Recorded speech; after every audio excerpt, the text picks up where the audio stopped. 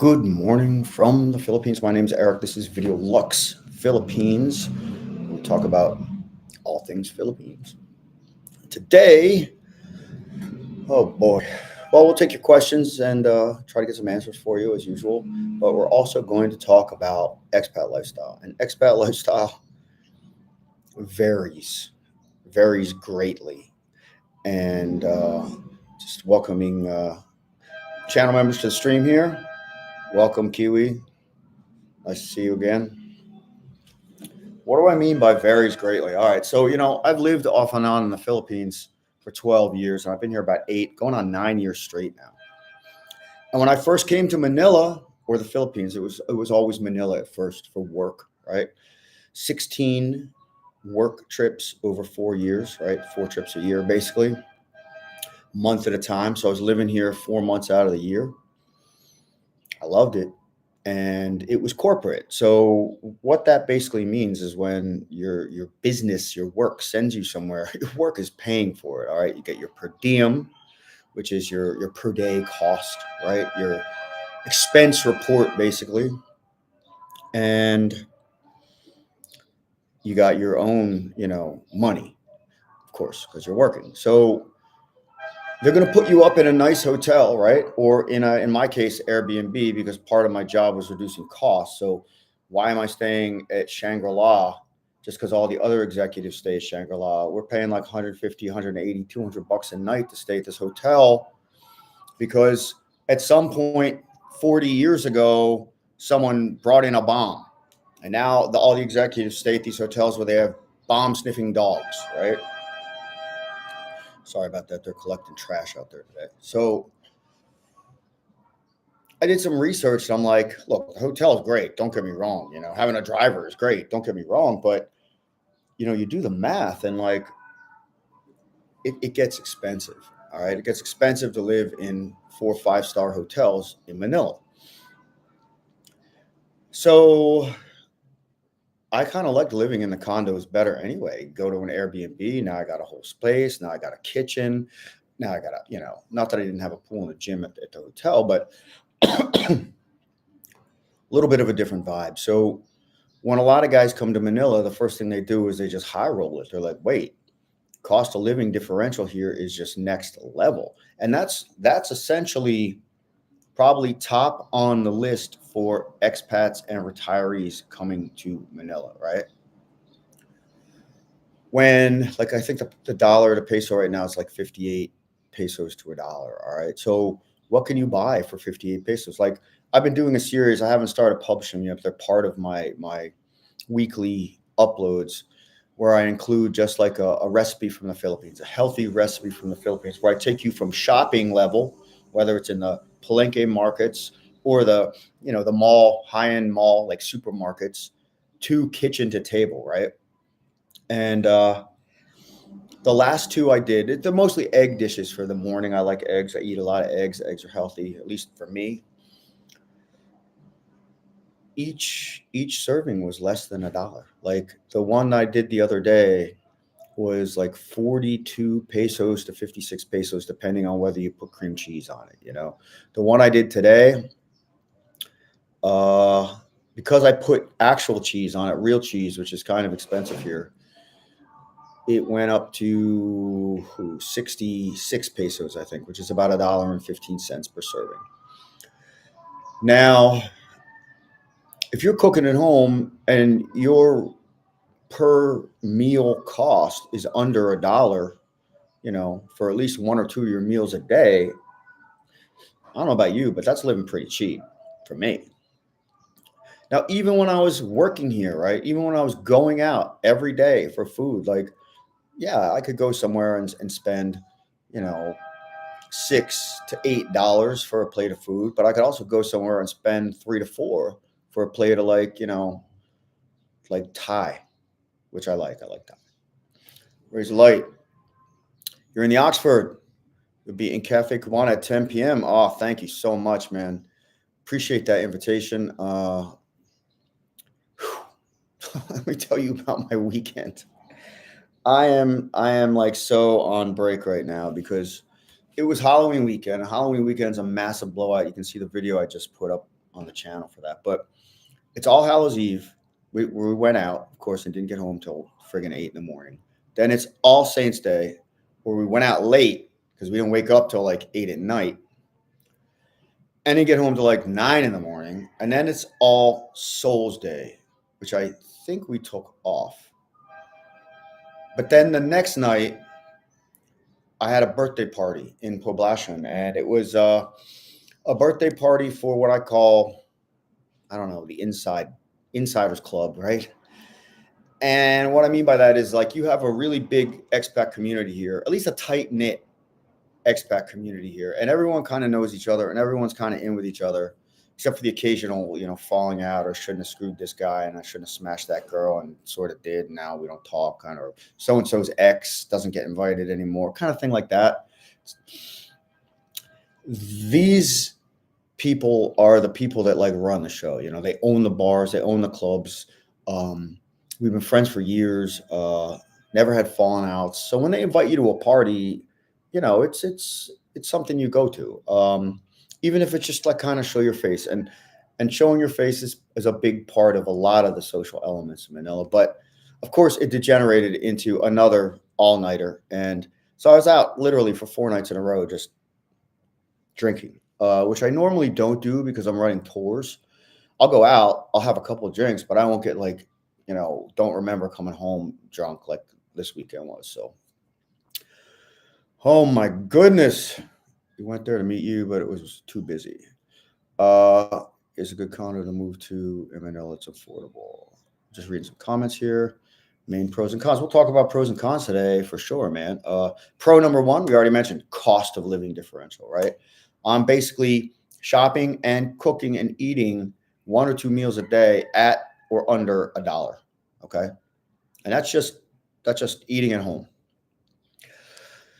I'll go down the list here.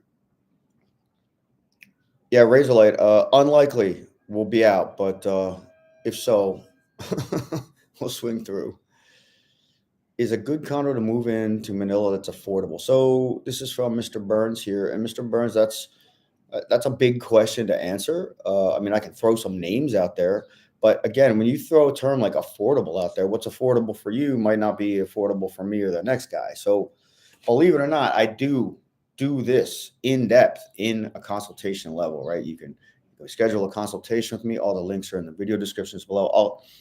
I'll give you all the lowdown, all the inside on renting, how you want to rent, why you want to rent this way versus that way, and a boat ton of buildings to live in. Not that you can't figure that out on a Google search, but the bottom line is if you're going to be living in BGC, right, which we call that the premier city of the Philippines, right? This is the creme de la creme, the nicest first world vibe you're going to find. Clean, not cheap, beautiful little city to live in. You're going to think you're going to spend $400 to $600 a month on rent, and that's for like a studio, maybe a 1-bedroom. Now, if you get really lucky and somebody, Chris Brown, welcome to the stream. Thank you so much for the live stream contribution, guys. You can see in the side chat there, the super chats on the stream are open. I always appreciate contribution to the cause here. Chris Brown was here for a couple weeks, and I didn't know you went back, bro. I messaged you the other night. I'm like, dude. I was hoping you'd come out. All right, so you want a cheaper condo. Now think about moving out to Ortigas, or think about living on the Mandaluyong side. So just on the other side of Poblacion, you could live in the Aqua Tower, right? Aqua Residences. Aqua's beautiful. It's pretty much new. And you're going to spend $400 to $600 a month to live there. But go down, not even a kilometer, probably. Right there, just near the Poblacion Bridge, you're going to find the Tivoli Residences, older. I know a lot of guys will stay there. They'll rent for maybe a little less, $300 to $500 a month. And then next to that, I forget what the name of the condo was, but it's old. And the rooms are tiny. Like a 2-bedroom there was seemed like it was smaller than my studio in Uptown, BGC. But like we were looking at renting there for as little as $280 a month. And that was a 1 or 2 bedroom. So you can rent cheap, but you're going to get cheap unless you just get a super deal. Um, there's thousands and thousands of condos here. It just depends on how nice you want your condo to be and how nice of an area you want it to be. Some condos are loud. There's construction going on outside, or there's traffic every day out front. Are you on the back of the condo? Are you on the front of the condo? There's so many considerations that you have to, that you don't have to, but you should really take into account when renting. And it's not just the rental agreement, and it's not just the cost, and it's not just all of that. That's why we're talking about expat pros and cons today, right? And that's why I urge you to consider, scheduling a consultation with me. You'll save a lot more than you'll spend to get the insights. And even if you break even, it's going to save you a lot of headaches. And to me, that's probably even more valuable. What you see is your main pros and cons. So main pros and cons, the pro obviously is money. Cost of living differential and conversion rate for Western dollars is bomb. Okay. I live in a 3-bedroom, 3-bath house with a full roof deck, full gated parking for like $280 a month. Granted, I also live in the barangay, and you can hear all the noise and shit in the background, but I got tons of space to do all my nonsense, right? Nobody bothers me here. There's no guards telling me who I can or can't bring into my house, right? I can come and go any friggin' time of night. And nobody's watching me. There's a nice little market right down the street. But sometimes it's crowded, and the traffic is horrendous, and like the Grab can't get in past the market because there's so many people in the street, or it's been raining for 3 days and part of the streets in and around here got this much or this much water in it, and it's like it can be challenging. Pros are cost of living. Pros are dating. Dating's on the top of the list. And for me, health and wealth, healthy lifestyle. Okay, so granted, one of the cons is it's a polluted city. There's a lot of pollution here, but you can escape some of that. You can have plants in your bedroom. You can change your air filters. You can you cannot bike in down C5 or EDSA or something like that. But the food here is not that you can't get processed crap, poisoned, imported food here, but the food here in general isn't subjected to the horrors that they subject this stuff to in America. Now, even Europe's food is better because they don't allow probably about 160 to 1,000 chemicals that they allow in American food. Okay. And we're not talking just processed food, like A-peel, for example. They spray on fruits now. That stuff's like a synthetic coating, and you can't wash it off. Most of your foods in America are GMO, right? Genetically modified. Like you're eating a tomato, but it's been modified with a flounder gene. Like, come on. I'm like, just let me grow a damn tomato.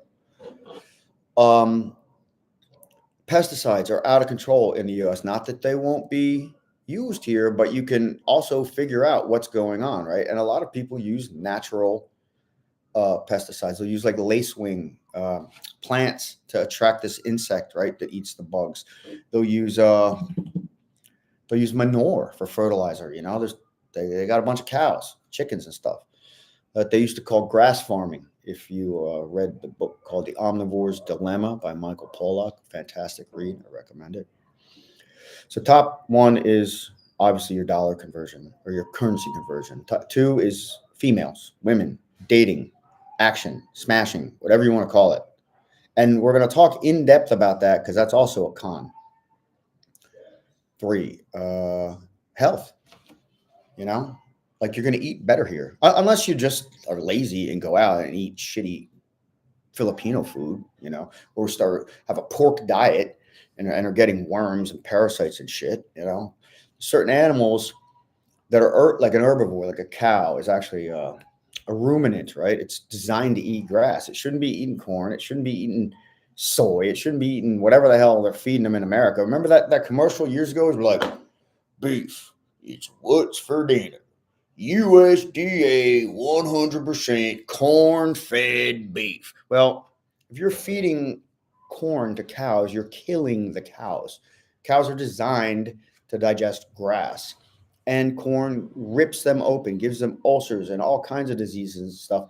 And they have to pump those animals full of hormones, antibiotics, steroids, and vaccines, and who the hell knows what else they're pumping into those animals, right?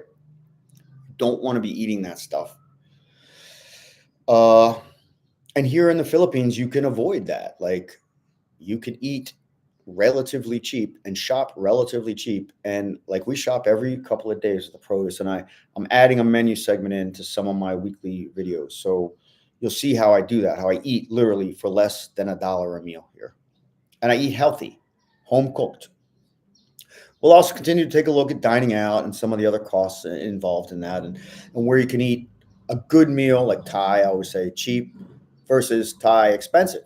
You know, you can go so many ways in Manila. And I think that's another con, like, you can high roll it here, and you can high roll it relatively inexpensively, but you can also high roll it and drop dime.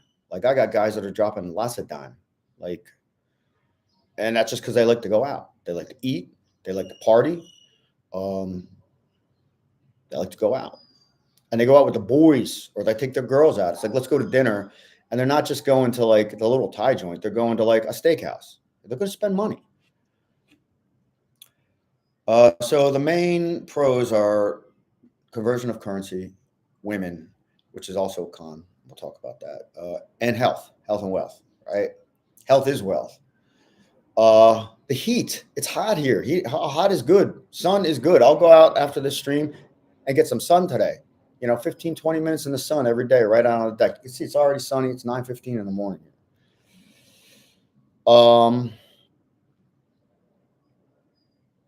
What you see, okay, Billy's asking, is cooking versus eating street food similar costs? Well, yes. Street food's cheap as all hell here. I don't eat a lot of street food, although I am publishing a vlog that's a little bit more extensive on street food.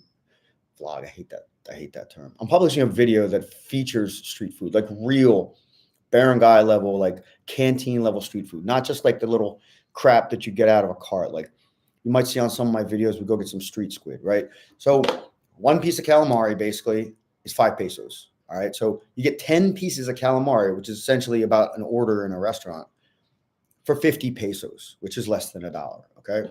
Now, granted, they're frying it in probably, palm oil or corn oil or whatever the cheapest oil they can. And that oil is probably old and burned, which means it's more carcinogenic. So yeah, you can get 10 calamari and a thing of rice for, 70 pesos. It's $1.25. And that's kind of a meal. Same with 5 shomai dumplings, 5 cents or 5 pesos a piece, I think. So you get 5 or 10 dumplings, you spend $1. Side of rice, 20 pesos. So yeah, you can eat street food, but that street food's not healthy for you. Like, think about it. Those shomai are frozen when they buy them. They're all ground up. Who the hell knows what it is? Say it's chicken, beef, whatever. It's like, it's probably got MSG in it. It's, those people are not making their shomai homemade. All right. The street squid is fried, so that's just not healthy. It's a nice snack every now and again.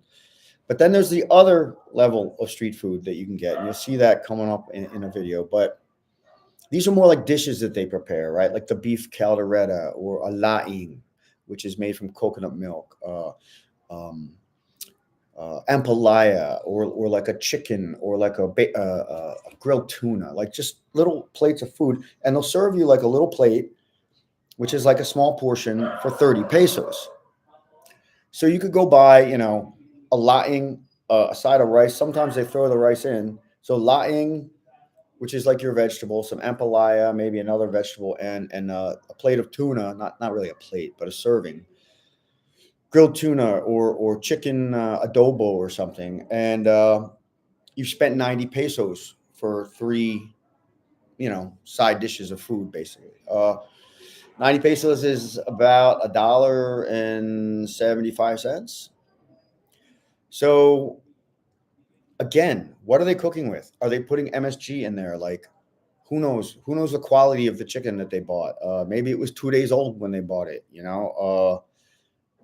How long has that food been sitting out there? So there's a certain time of day that you can go and get good street food, because you got to know when they prepare it, because they prepare it and it's fresh and it's good, but then it sits out there for like what, 3, 4, 6 hours, and they don't really heat it and they don't chill it.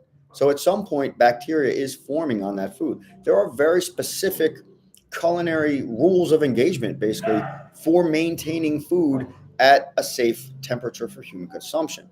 And they don't do that here. And I don't know why people aren't getting sick left and right. I don't know why I don't get sick when I eat it. Although the other day I kind of ended up on the toilet for like 2 days straight. It wasn't fun. So even though you can build up a tolerance and get that iron stomach, like just one bite, like she's like, oh, have some soup. I'm like, have some soup. And then for 2 days, I'm laid up on the can.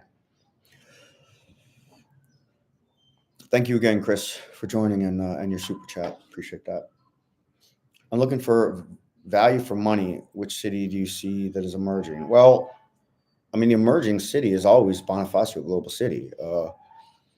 It's emerging to the point where they're within, 5 years, maybe 10 on the outside, there'll be no more construction there. Like BGC will be saturated. Like if you're not buying now, then those condos will be sold and there will be no more ever being built. So you'll only have the option to buy used condos, which can be nice. Some of those, like the Ritz right now, the Carlton over there, the Palazzo condos, all the new ones in Uptown, they're gorgeous.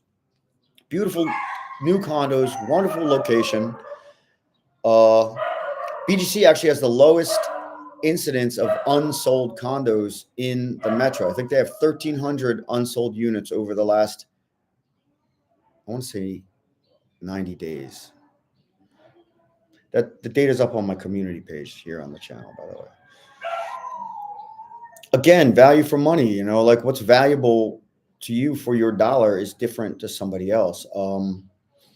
Another city that's emerging, God, and Ortigas, right? Some people would say, God, what's the one that's south? I always forget the name of it. It's below Parañaki. It's like a call center capital. One of my bros will figure it out. I'll jump in on it. It's I want to say Anda and I can't remember the name of it. I lived on South Beach. It was nice, but crazy expensive. Yeah, South Beach is beautiful. I used to go a couple times a year. My former wife went to college at University of Miami, so we were down there often, and we loved it. And this was 25 years ago when it wasn't cheap. Shockingly not cheap. So I did a video it's going to go up in the next week or two. I just got it approved by YouTube. Imagine that. And it talks about exactly that, the cost of living in a city like Miami versus a city like BGC. You're living, I compare it to like BGC is like Midtown Manhattan, right? Except in Midtown Manhattan, you want to buy a condo, you're paying $4,350 per square meter. In BGC, you're paying maybe $500 per square meter.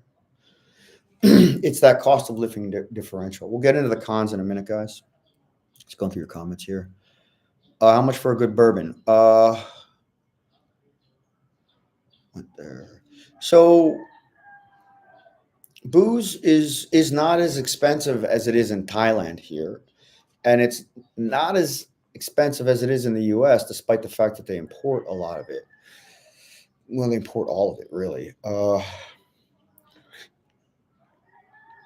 I mean, a good bourbon's gonna run. I mean, if you buy it in the store, it's gonna run you between $35 and $60. Like, it's a good bottle of booze. If you buy it in the club, not a lot of clubs serve a good selection of bourbon, but we've been hitting these whiskey bars recently, and the booze is not cheap. The good bourbons are not cheap. Like you're paying, you know, $6 to $9 a glass for a good bourbon in a lounge.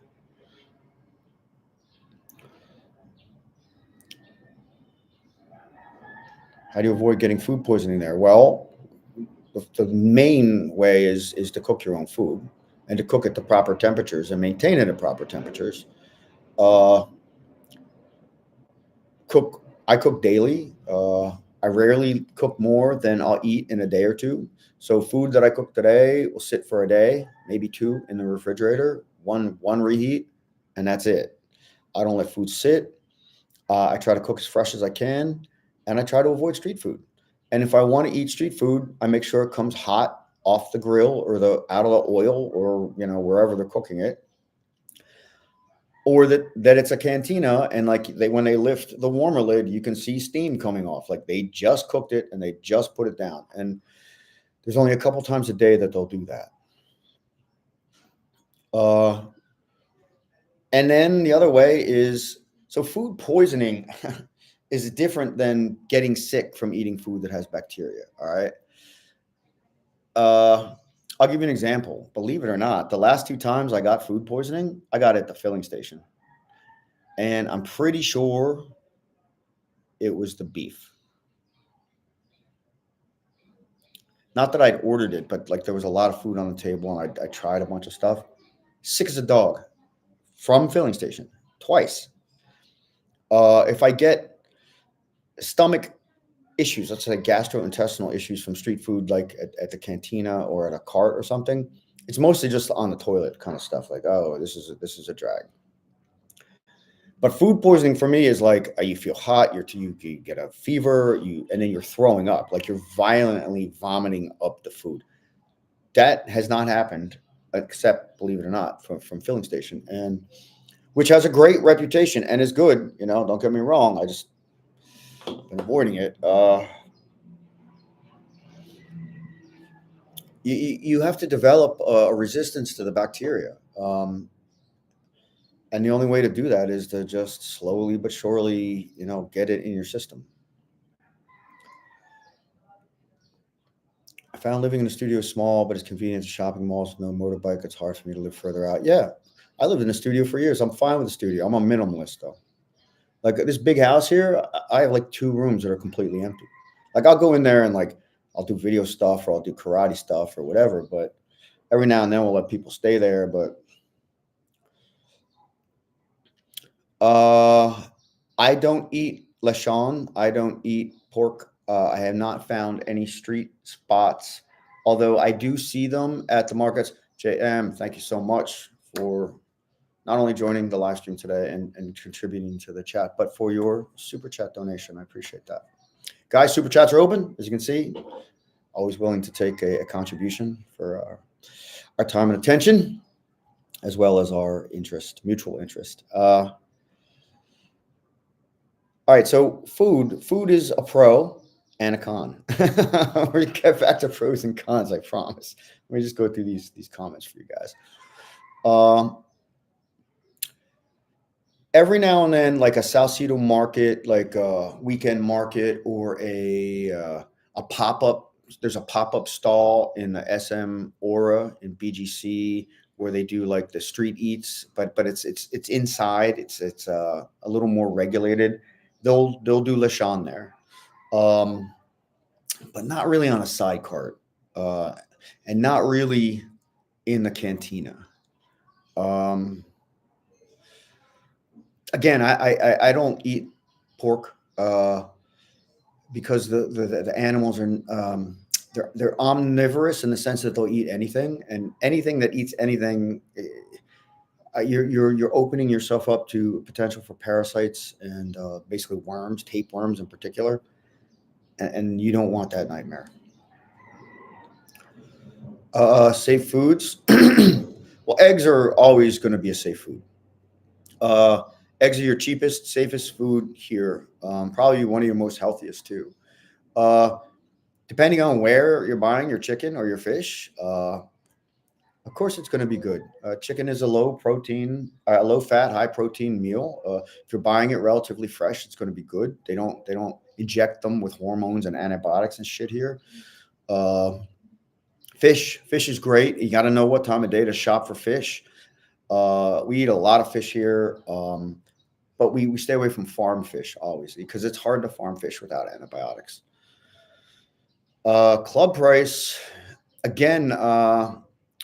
Club price for a good bourbon. So what's a good bourbon to you, right? Are we talking monkey shoulder, or are we talking, I mean, JW Black is more like a whiskey.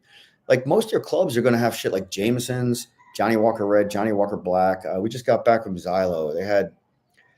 Xylo is ridiculously expensive, by the way, guys. And we were looking at so my channel member out. He wanted to take us out. He wanted a good time. He's like, I've never been to Xylo. He's like, I'm just going to drop for a table. I'm like, come on, bro. It's just us. He's like, nah, I will get some girls. Right? And he sure did. But drops 20K on the table, right? So that's what, $200 and $180. And then we go in there. Oh my gosh.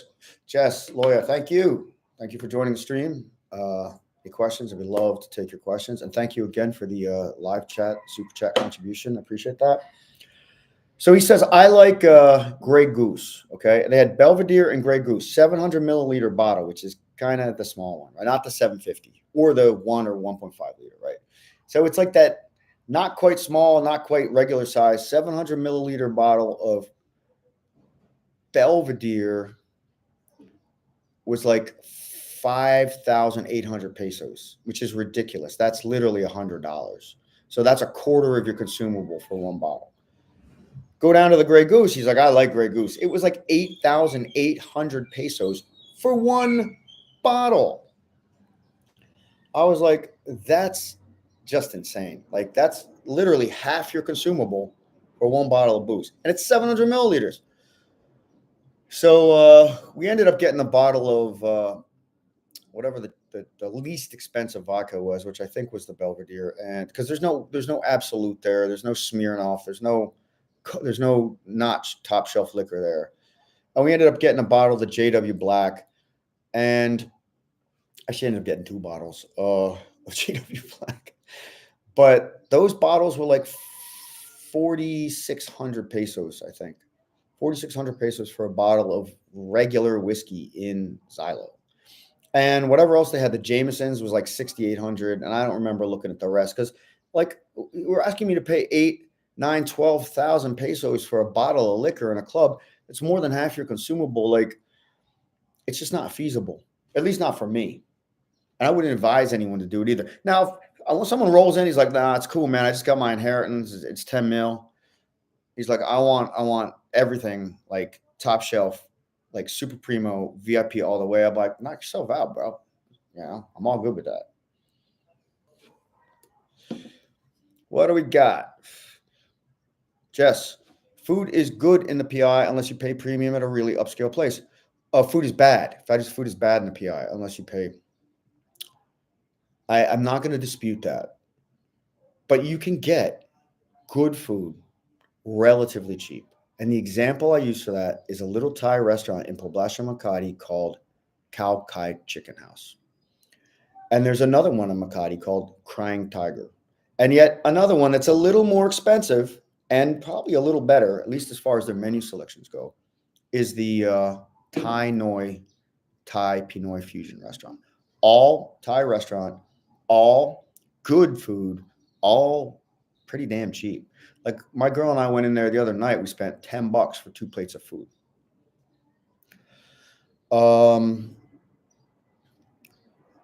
I've gone to expensive places and gotten subpar food. I'll give you an example. Chili's. Not that we go to Chili's, but I've gone to one and it was expensive and it wasn't as good as U.S. Chili's. Not that U.S. Chili's is great, but you know what I'm saying. I mean, at least they did a decent burger 20 years ago, or they did a decent, plate of nachos.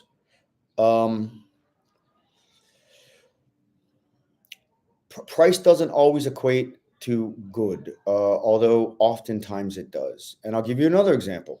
Noor in BGC or Dr. Wine. All right. You're going to spend a lot more for a plate of food at a Noor or a Dr. Wine, but the food's going to be amazing. And it's not going to be, this crappy plastic cheese that you buy in the supermarket that you get on, regular pizzas here, you buy on a corner or whatever. It's going to be wholesome ingredients. It's going to be fresh, and it's not going to have MSG and stuff in it. I do not use a microwave. I have almost never used a microwave. Microwaves are horrendous way to prepare anything. The bottom line that my understanding is, after years of research on microwaves, is that it essentially destroys the nutrients in the food. So you're just eating filler at that point. Fiber, if even that, fiber or fats. I mean, like, you're literally killing your nutrients. I mean, cooking breaks down nutrients and vitamins and stuff in the food too, but which is why we say eat as close to raw as possible. Don't overcook. Granted, certain foods you have to overcook. You have to cook to a certain temperature in order to make sure things like parasites are killed off. I reheat food in a pan on the stove. That's how I reheat food. Or sometimes I'll throw it in a toaster oven, depending on what it is.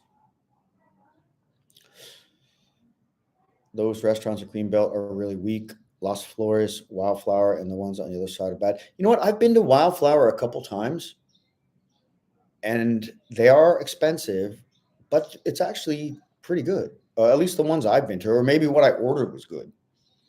Never been to Las Flores, though. The Wildflowers in BGC, at least the two I've gone to, were good. What is your recovery food when you get sick? Poisoning, rice toast? No. Electrolyte water. Electrolyte water, or my go-to ginger juice, which is coming up in a video shortly. When I get sick, I fast. I'll fast for 24 to 36 to even 48 hours. Just water fast. Electrolyte water fast, lemon water, or my ginger juice. When I get sick or food poisoning, the last thing I'm going to do is eat food. And the reason why is you want your body to go into that recovery phase, that autophagy phase. Fasting is probably the best medicine. And there's a million studies out there that will support that, as well as hundreds of years of just cultures that have done this. India is a big fasting culture. John Kilburn, welcome to the stream, and thank you for considering and joining as a member. Looking forward to the content. So check the playlists right on the channel. There's playlists on the main stream. There's a community page or a members page. It's all playlists for the videos that are available for members. And if you have any questions, you can check the links that hit me up on the side. Philippines is happy land. Hey, Frankie, welcome to the stream. Thanks for joining again. Yeah, I know you are like the biggest Philippines cheerleader in the world. I know you love it here. I love it here too.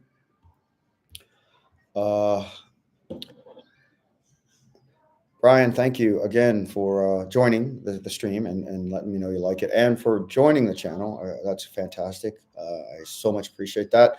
All the members only videos, like I was just saying, there's a playlist on the main page, and I have tried inasal. Chicken inasal is it's like probably one of the best of what passes is for fast food restaurants here. Chicken inasal, mang inasal, I forget what it's called, but basically they grill chicken, and they grill it on charcoal, like right there in the store, and it's like, I don't know, it's grilled chicken. It's hard to go wrong with that. It's cheap. It's good.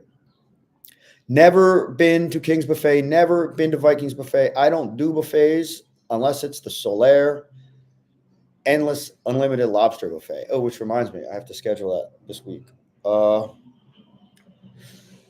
Buffets are just way too much food for me, man. Like, I'm constantly in a calorie deficit. And I never eat till I'm full, unless, of course, it's the unlimited lobster buffet. Issue is the safety as I plan to go to Davao. Well, Billy, yeah, you're going to have to consider safety. You're taking a higher risk by going to Mindanao. because it is a level 4 travel advisory, and for good reason. And you can check out the stream that we did a week or so ago about the young man that was kidnapped in Mindanao recently for more details on that. All right, pros and cons. Jess, February 2025, 3 months. All right. Let me know. Let me know when you're on the ground. So we talked about the 3 pros, right? Cost of living differential, women dating, relationships, and health. Okay. So those are also cons. So we talked about why food is cons, right? You could be eating crappy pork that is undercooked, giving you tapeworms and parasites off the street, and that's been fried in 100-year-old oil that's been overcooked 1,000 times. Like, you can be eating food that is not prepared to what we would call culinary specifications, right? That hasn't been cooked to 140 degrees before serving. Not that every food needs to be cooked to 140 degrees, but certain ones do. They recommend not eating sushi here. They're just like, look, all the sushi that's coming here, whether it's coming out of Japan, coming out of wherever, they're like, unless you're in one of the top primo Japanese restaurants and paying like $10 or $15 a pop for a piece of sushi, you're not getting ahi grade sushi. All right. You're getting shit that probably has parasites in it.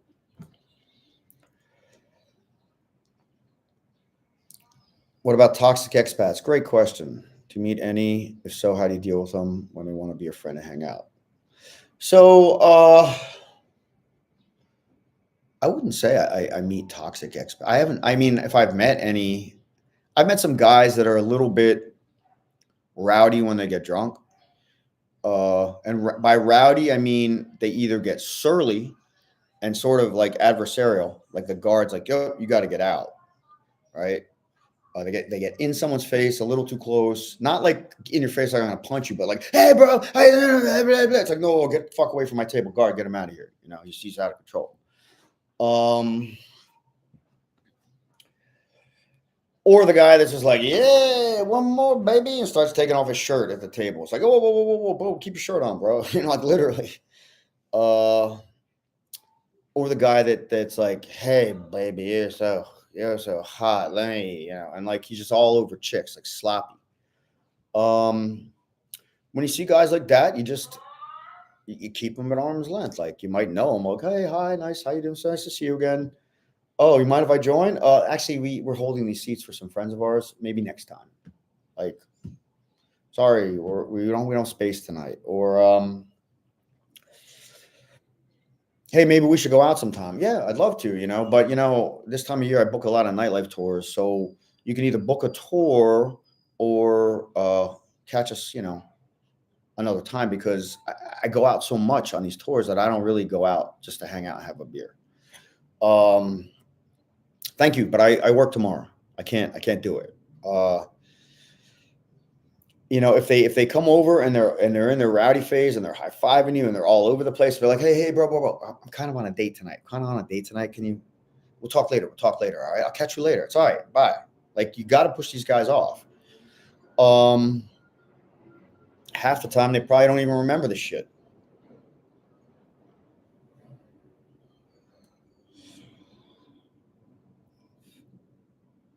But nobody's really toxic here. Guys that are like hardcore toxic, they're toxic with women, and you don't see that. Like, these are the guys that like keep their women on like a short freaking chain. Not that I don't keep my girl on a pretty goddamn short leash, but we have an operating procedure that we manage effectively, and essentially I'm on the same leash, which is fine. I don't mind being on a leash when my girlfriend is fine. You know what I mean? And kind. Maybe if she was like a KUNT doesn't deserve a C girl trying to hold the leash, I'd have a problem, but she's not like that.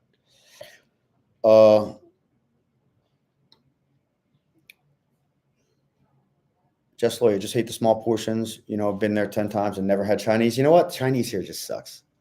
Like, there's one Chinese restaurant that I would consider good enough to eat at, and it's called Din Tai Fung. And I love Din Tai Fung because their hashtag is DTF, right? DTF BGC, baby, down to Fung in BGC, you know what I'm saying? Din Tai Fung is a good Chinese restaurant. They've got 2 in BGC now, I think. It's one in Makati. I don't remember where. But Chinese is just not well done here. Not at all. I don't mind the small portions. But then again, I'm in a calorie deficit and I never eat till I'm full. It's just one of the ways that helps me keep the body fat percentage low. Do you see an increase of expats in town now, or do you see expats leaving? I don't see any of it really, except for the guys that come on my channel tours. Either members coming into town or guys coming into town booking tours. And October, November, and December are the biggest months for expats coming to the Philippines. Biggest months for me doing nightlife tours and meeting members, because chances are back home it's cold and you want to get the F out. It's like it's daylight savings time now back home. It's dark and cold. So guys are like, dude, I need 2 weeks in the Philippines, or I need a month in the Philippines. You know, like they'll be coming here November through February straight up. This is the busiest time. Whether they're coming to visit or live, I mean, I don't know the guys that are. I get a couple guys that are looking to move here. Most of my consultations are for guys looking to move here, and I've got a couple guys that I'm working with now. Why are they leaving? Guys leave here for a lot of reasons. One, they didn't think it through, and this is another reason I do consultations. Like they think, oh, you know, I'll go there and I'll get a remote job. And then like the remote job doesn't cover their expenses, or they didn't budget properly, or they come here for work, but you know, something happens and their work permit doesn't get renewed, or they came here to meet a Filipina and she ended up breaking his heart and I don't know, stealing his money. And like, and he's just demoralized and he's like, F you, F the Philippines, F all you bitches, F everything. I'm going home. I don't need this. Guys wash out here. And they usually wash out because they don't manage their cash, or they get jacked by some Filipino that ends up literally breaking their heart. Or their wallet, or both. Yeah. Younger guys have been coming in here since lockdown ended. Since the whole passport bro thing blew up, you're going to see younger guys in the Philippines. And they're not necessarily coming here to live. They're coming here to visit. Although a couple guys have figured out how to do the living part, you know. Shop is cheapest for cosmetics. Oh God, I have no idea. We try to avoid cosmetics, man. They're, again, like, unless you're buying like super vetted, natural, you know, ingredient, very expensive cosmetics, you're just putting more poison on your skin. Skin is one of the largest sensory and I'm going to say adaptive, absorptive organs on your body. Anything you put on your skin is getting in your body, including this crap. All right. Wait, let's get into some cons here. Cons. All right. So why is the food a con? We talked about why food can be good. It's cheap. You can get it fresh. It doesn't have a lot of the hormones, antibiotics, steroids, vaccines, all that crap in it. It's cheap, even in restaurants, depending on where you go. Why it's bad is because Filipino food is just, let's just say it's not internationally recognized as a wonderful cuisine. It's not like your top 3, like, oh, my top 3, you know. For me, I'll give you my top 3: Mexican, Indian, and Thai, followed by stuff like Vietnamese, you know, Mediterranean, like shawarma, farfalla, falafel, hummus, you know, that's the stuff I like. I don't like Filipino food. Not that I haven't eaten it, and not that some of it isn't good. And we're going to see some of it coming up on the channel, and then you're going to see probably what I'm going to call the best Filipino street food video you've ever seen coming up too, because I found a spot and it's just off the chain. But I have to go at like 5 in the morning, like 4:35 in the morning, because that's when they cook the food fresh. What's another con? Why is dating a con here? This guy has a girlfriend question here. All right. So why is dating a con? All right. Let me give you an example. All right. You come to the Philippines. You're an older gentleman, say a mature gentleman, right? You meet a girl you like. She's probably going to be younger than you. She's probably going to be less well off financially than you. She's probably interested in a foreign husband, but she's kind of been corrupted. So she's playing the foreigner game. All right. That means she's talking to 4 or 5 foreigners as well as you. And some of those guys may even be supporting her. And then you might be one of them. And I'm not saying that's a bad thing. And I'm not saying it's a good thing. But you're the one that comes to the Philippines. All right. So what the passport bros say is, bro, she ain't with you. It's just your turn with her. Right. While you're in the Philippines, she's your girl. But once you leave the Philippines, sorry, she's not your girl anymore. Maybe online. Maybe she'll text you. Maybe she'll send you cutesy pictures. Maybe you'll do a video call. Maybe you're still sending her money. But you're not the guy she's meeting because you're not here. And she's meeting someone that she's going to seal the deal with. She's going to get married to, right? Or that will just simp out and take care of her needs. All right. But then you got the ones that genuinely want a better life, which is fine. And they know they can have a bit of a better life with a foreigner partner because again, one of the pros is the currency conversion, right? Granted, there are loser foreigners here that come drunk, blown out, paying child support back home, like 20, 200,000 in debt on their credit cards. Who knows? I've seen some fucking tapped out dudes here. Obviously they're not going for those foreigners. All right. So now you marry a girl. Now you're here in the Philippines. You're like, oh, this is wonderful. I got a beautiful wife. She's young. She's fun. She cooks. She cleans. We go out. We go to the beach. Everything's great.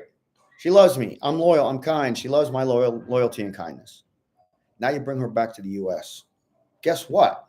You are no longer the commodity. You are no longer the unique asset, the foreigner that she nabbed in the Philippines. Here, you're the scarcity. You're the exotic one. You're the one that's holding all the cards. Now she's back in the U.S. She got those fucking feminist voices whispering like, toxic poison in their ears, literally toxic feminism. She's like, ooh, I could do better. Ooh, that guy down at Walmart, he's cute. Ooh, that guy, he's got a nicer car. Like whatever. Like you're no longer the commodity. That's your con right there. While you're in the Philippines, you're gold. When you move back to the U.S., you're nickel plated, bro. You know what I'm saying? Unless you just got your game down, unless you just got the right girl, unless you're taking care of business left and right. That's a con. All right. You're always going to have to vet your girl at different levels. And if she's smart, she'll vet you too. And let's take on the next comment here, which is sort of along those lines, which is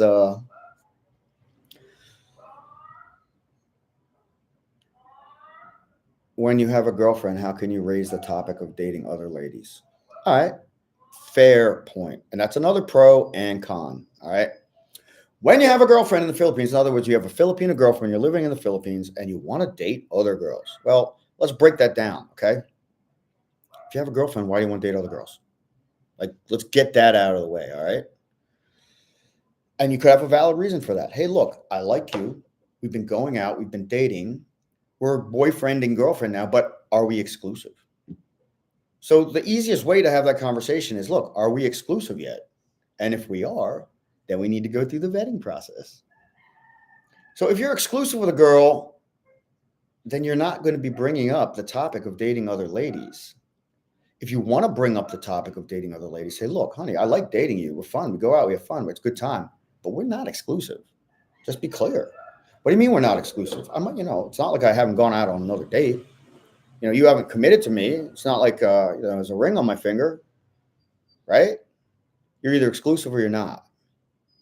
Now, the next level of that is when you meet the girl, you could be like, I'm dating here now. I'm dating. I'm wonderful to go out with you. We had a great time tonight. I'd like to go out again and have talk with you about, some of the things that I'm interested in. Hey, I want a healthy lifestyle. Hey, no, I'm a party guy. Hey, I only want to retire on beaches with a wife and have 2 kids, whatever your deal is. You could also slip in that look. I was married for a long time. And in the Philippines, there's a lot of opportunities here for me socially. And I would really like to explore the dating world a little bit. So I'm kind of looking for a woman that's open to meeting other women. I don't say I'm looking for a woman that's bisexual. I don't say I'm looking for a woman to join my threesome. I don't say I've seen things that guys say to women like to get. It's literally like it's all about you do this, I do this, sex for money, blah blah blah. It's like you don't want anything to be transactional in your relationship unless that's exactly what you want. We've talked about that on past live streams, right? We call them rent-a-girlfriends, and they're it's perfectly normal here apparently, if that's a thing. I mean, it's great if you're here for 3 months and you just want to bang a couple times a week and have someone to go out to dinner with and party with. Great, rent a girlfriend. Get to know her a little bit, have fun, and then, bye. See you next time. If you're not being rented the next time I come, it's like, whatever. You bring it up, you just bring it up. Like anything in life, especially a conversation with someone, just has to be genuine. Hey, look, I'm here in the Philippines. I'm seeing there's a lot of social opportunity for me. I'm really enjoying our time out and our dates, but I've met a couple other people and I'd like to go out with them. So I'm really interested in developing an exclusive relationship, say like with you, for example, because I like you because so many things, we've had so much fun, but I want to know if you're open to meeting other women. Like just keep it simple. At which point she's either going to give you a hard no, or she's going to be, what do you mean by meeting? And then you can explain a little more. If she gives you a hard no, say, okay, got it. No problem. Just wanted to feel that out for you and have a nice night. And then the next time she's like, hey, let's go out. Or why haven't you called me? It's like, well, I told you what I'm looking for in a woman. Someone that's a little flexible, someone's open to meeting women, and you were a hard no. So we're not compatible. So I'm not calling you anymore. Like, what did you miss about that? And they'll miss it. Trust me. But just tell them straight up. Genuine. Straight out. Not like it's a contest. Not like, well, if you don't see other, women, I'm going to dump you. Like you never come in there with vitriol or come in there with an ultimatum or anything. You were just putting offers on the table. Hey, you know what? I met this great girl the other day. She seemed really cool. I want to take her out. You want to come with us? Invite her on a date. What do you mean, come with you? Is it a date? I'm like, I'd like it to be. Well, then why would you bring me? She's beautiful. You might like her. She's cool. Maybe we could all be friends. It's just a conversation. What do you mean, maybe we'd all be friends? Are you trying to get me in a threesome with her? Whoa. I didn't say anything about a threesome, honey. You brought that up. But if you're open to it, sure. Why not? You only live once. God. It sounds like you've got like a formula down for it. But it is a formula in the sense that all you just got to do is be non-reactive, be genuine. So you're telling me that you only want to date me if I'm open to sleeping with other girls with you? No, I'm not saying that. But what I am saying is I would be more interested in you if you were open to threesomes and or me seeing other girls. Like with my girl, the 4 rules, right? We've talked about that on streams before too. And I'll talk about this on consultations when I tell guys how to vet girls and get them set up for this kind of interaction. Not that guys can't figure it out, but it's like insanely complex and insanely simple at the same time. But rule number 1, and I've been doing this for 12 years on and off dating sites, in person, in clubs, like coffee shops, wherever. You never, ever, ever talk about sex with a girl until you've actually had sex with her. And if she brings it up, you downplay it. Like you have some girls that are like, send me a picture of it. I'm like, it? What do you mean it? Well, And I'm like, no, honey, look, I'm a grown man. I'm a mature executive business person. I don't walk around with photos of my junk on my business phone And even if I did, I sure as hell wouldn't be sending it to you on a public social media app, putting myself, professional, adult, in a compromising position. Honey, if you really want to see it, let's go out tonight. You can see it as much as you want after dinner. Just straight up. I know it sounds horrendous that I'm even having this conversation. I must sound like the biggest pig in the world, but I don't make this shit up. And that's why we do live streams. Talk about it. Yeah, I got this whole thing on my phone, like, and I keep copies of all that, not to like blackmail anybody or anything stupid. It's like it's notes, because I'm writing a tell-all book about the Philippines, because you don't see a quarter of it. You don't see a quarter of it on the video channel. You don't see the dark, like what's really dark. You don't see these conversations that scroll, on your phone, like for over a week, where this girl's chatting with you and proposing shit, like sending pictures, all kinds of stuff. Like, that's all notes for me. That's all notes. Like, I got chapters of Psycho,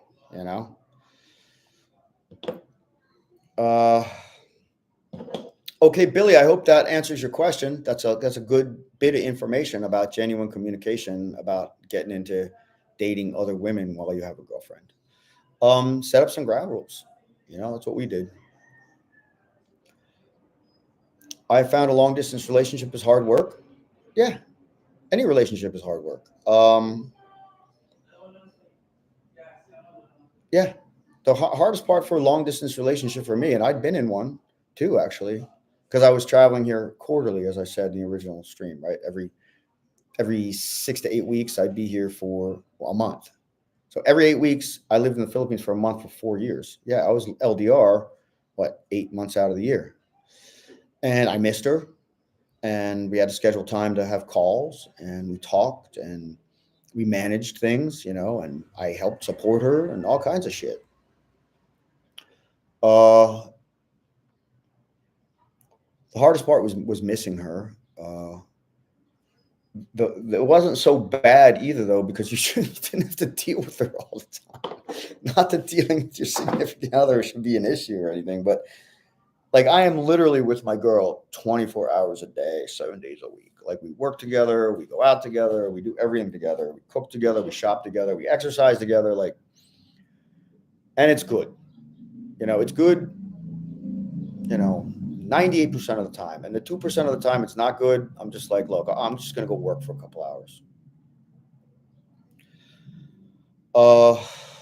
You know what? I have a whole list of shit to talk about here. I didn't even open it up. We were talking about pros and cons. Let me just open this file while I'm sitting here.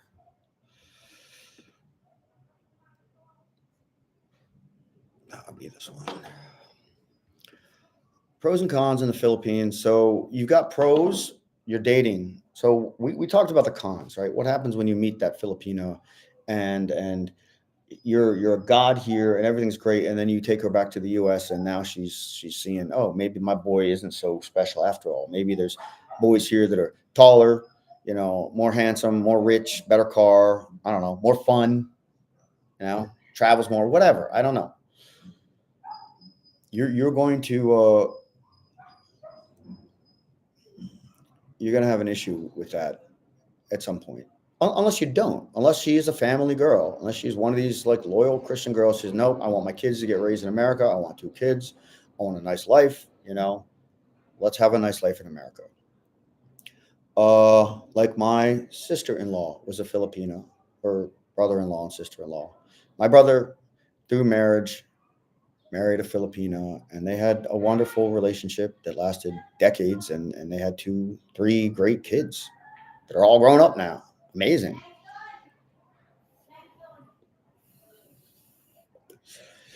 I remember being at this kid's bris and when he was born, and I just saw him on Facebook the other day. He's like a giant, he's like a young adult. He just graduated college. I'm like, Jesus, dude, like time flies. Have you seen smoked salmon there in the supermarket? Yeah, they got smoked salmon here. It's all imported, so it's not cheap. It's all like imported and, vacuum sealed. I got it. Oh, what the hell is that? Am I getting a call? Hold on, guys.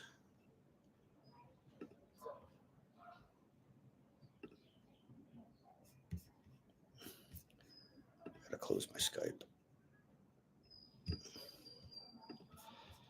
I use Skype. I still use Skype. I don't know if you guys use Skype. I like Skype. The other one, what is it? Zoom. I've used it a couple times, but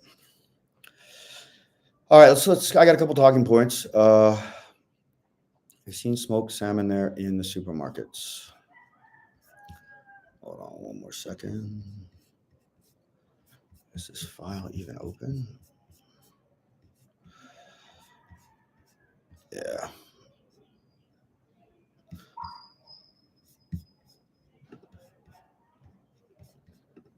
The real cost of living in the Philippines. So we talked about the pros being conversion of currency. So what is an affordable lifestyle option? All right.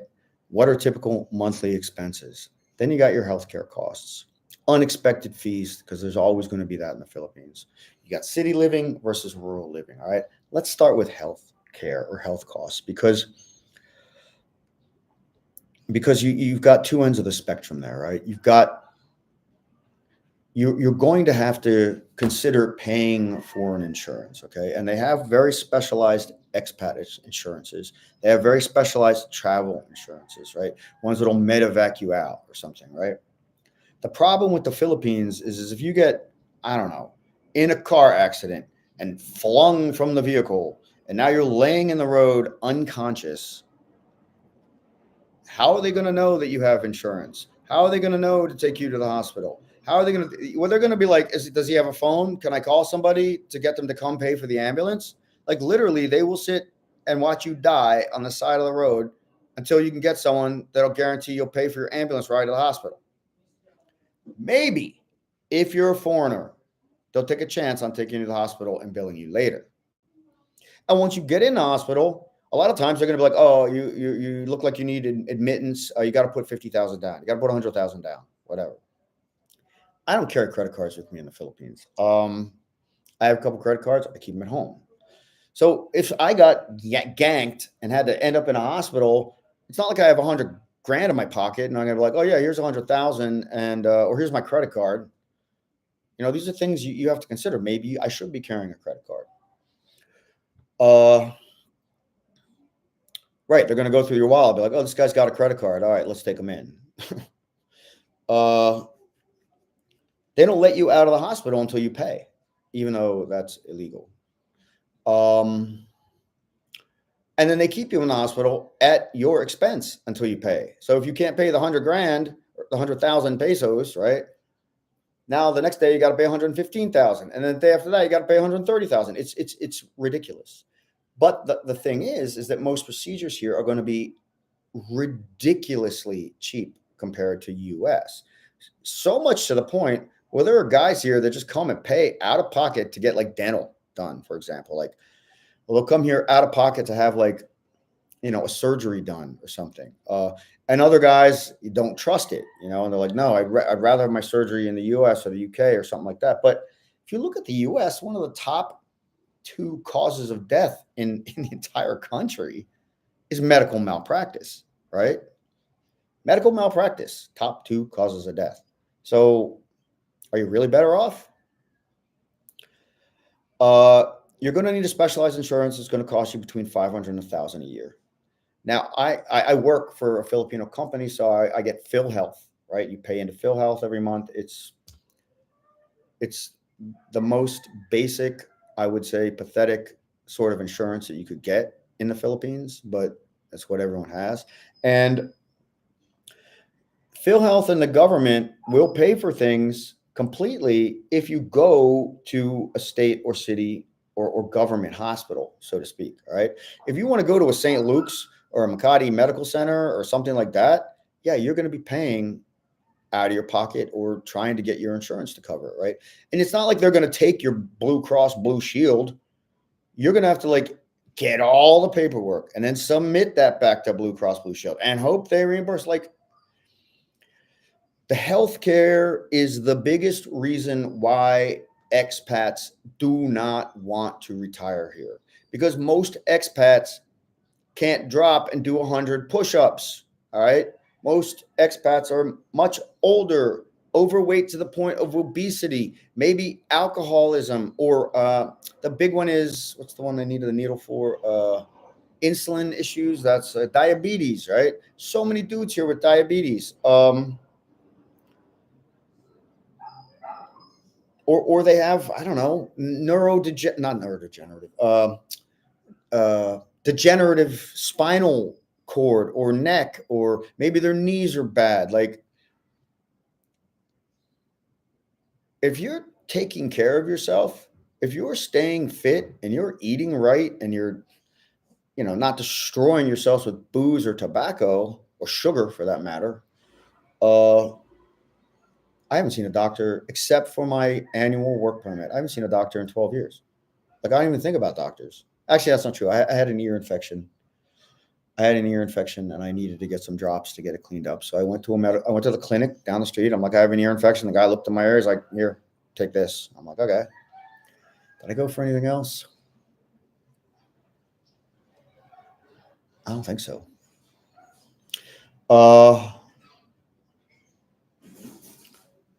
Food is medicine, right? Exercise is medicine. Mindset is medicine. Like, try to live a little stress-free. And, the real cost of living. So the question always comes down to, I'm not even looking at comments. Sorry. The question comes down to, can I live there for $1,000 a month?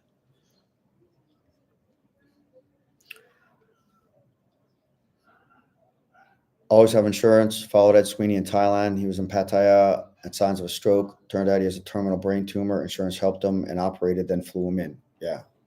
And now we can talk about terminal cancers and excessive fasting, right? Like excessive long-term electrolyte water fasting, right?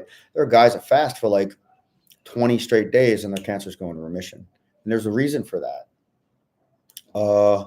We try to fast every week, at least a 24 to 36 hour fast. At least I do. Sometimes she doesn't.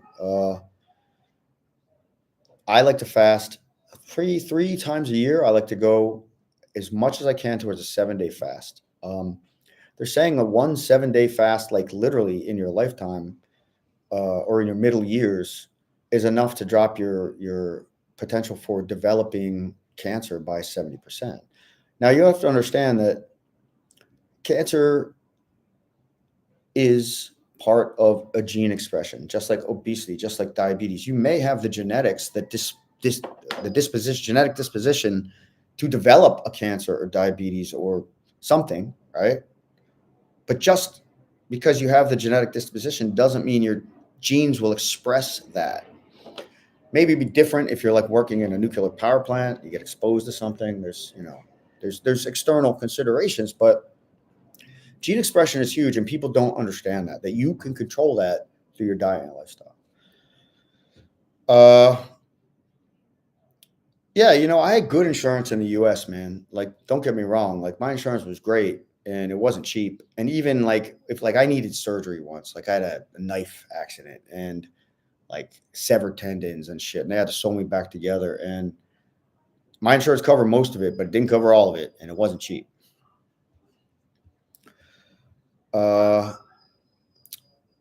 So the question, can you live for $1,000 a month? Yeah, you can. Can you live high on the hog for $1,000 a month? Probably not. I was managing BGC, like a small studio condo at first I got a fantastic deal because of lockdown, right? So I was in a high-end uptown residence condo for $300 a month. And then after lockdown, the guy wanted to jack the price. So I'm like, look, I'll find another condo. I found another condo. It was actually bigger, but not as nice for the same. Maybe it was three and a quarter, but they wanted like $550 a month. And we talked them down. But now you're at the point where like a studio condo is going to run you between $400 and $600 a month. So Say half your $1,000 expense is rent. Okay.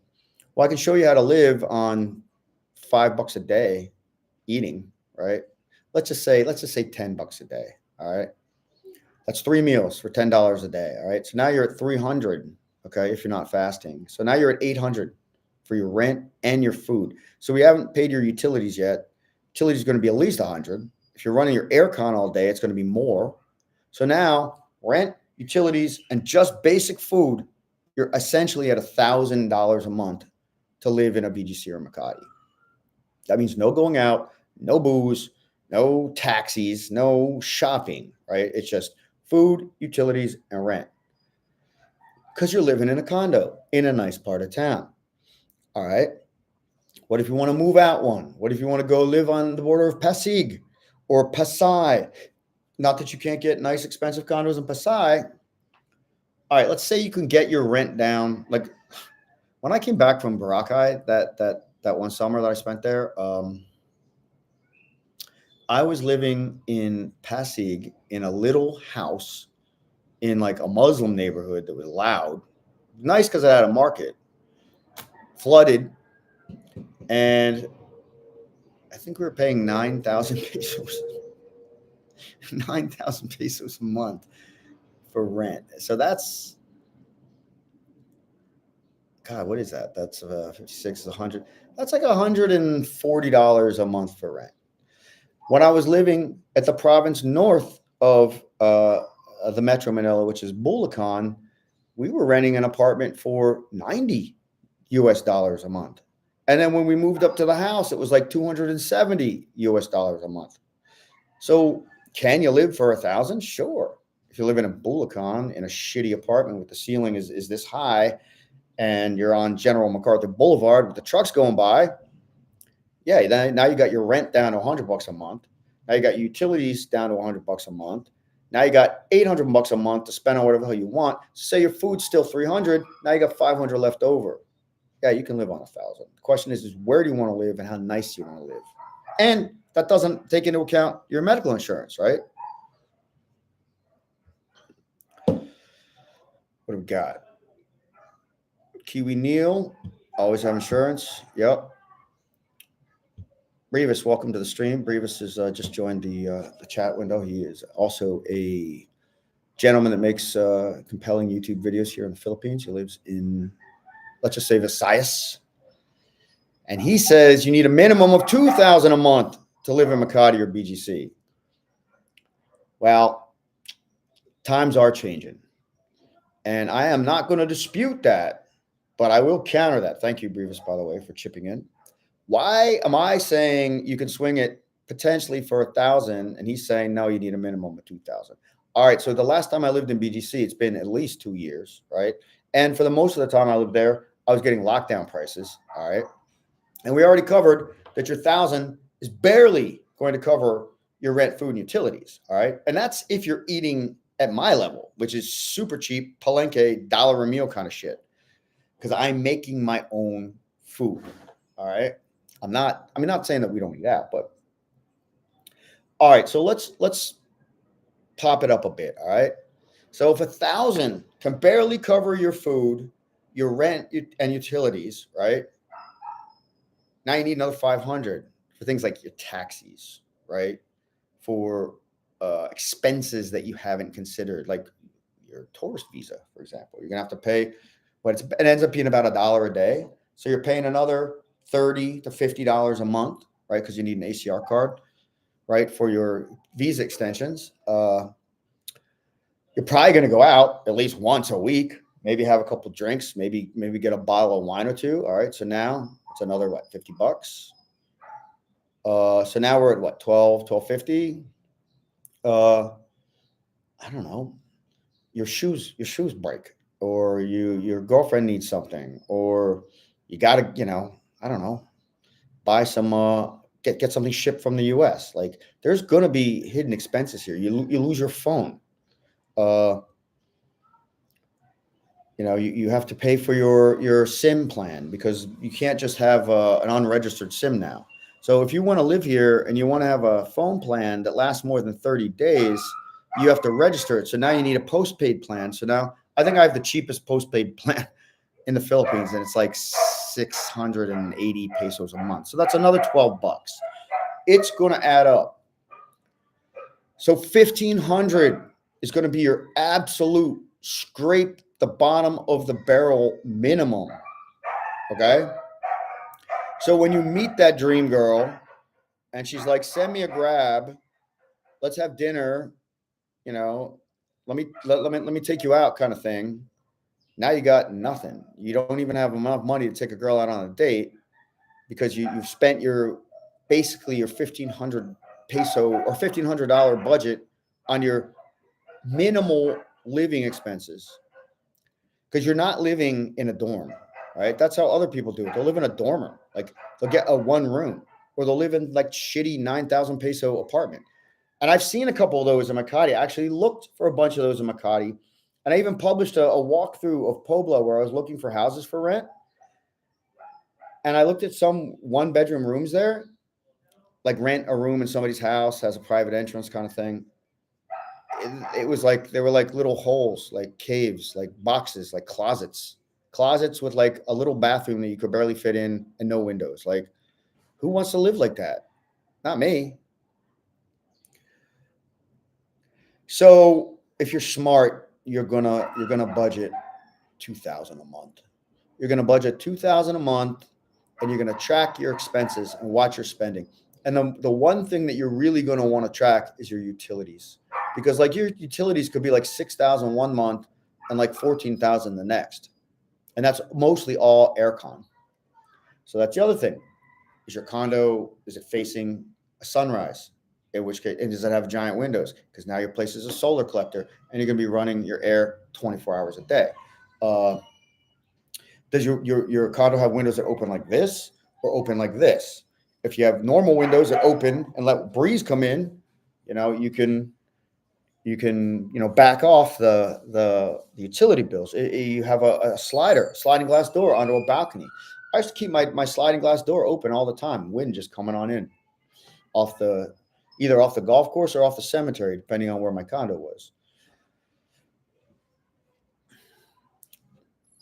So times have changed. If you want to live that, pseudo high rolling, like what I call staycation condo vibe zone lifestyle, bank on 2,000. If you don't mind living in a rural area in like a Batangas or a Bulacan, or even like a Pampanga or even like a Zambales, you can get away with a lot less. Probably even Angeles, you get away with a lot less. All right, what do we got?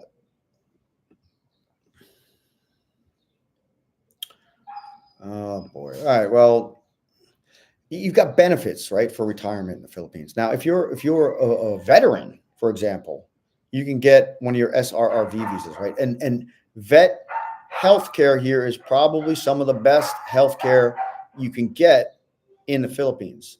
So if you're retiring on, what is it? The Special Resident Retirees Visa, SRRV. Healthcare access is definitely going to be something you're going to have.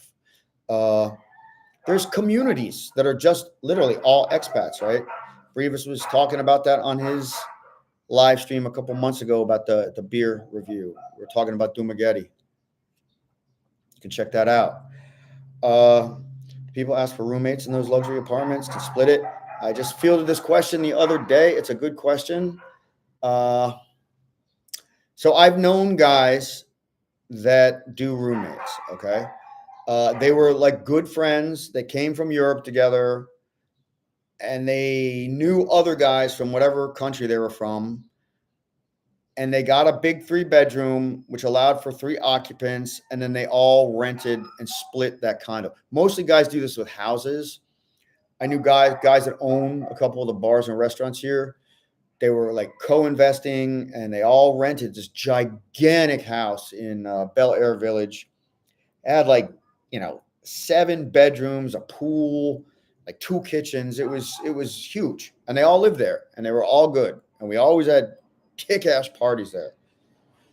But then the problem is like some guys like, oh, I got to go back to, Yugoslavia or wherever the hell I'm from. Or some guys like, look, I didn't get my business license renewed, or, I'm broke or, my mom died. I got to go. Like, guys blow in and blow out of the Philippines for 100 different reasons. They can't make it work here all the time.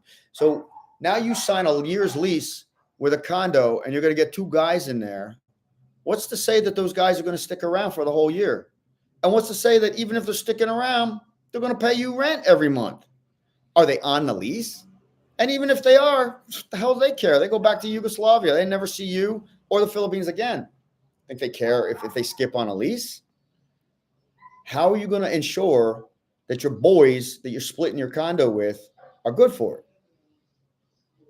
This isn't the United States, right? It's not like you can take them to small claims. So yeah, you get your boys to pay up front. You might have that work.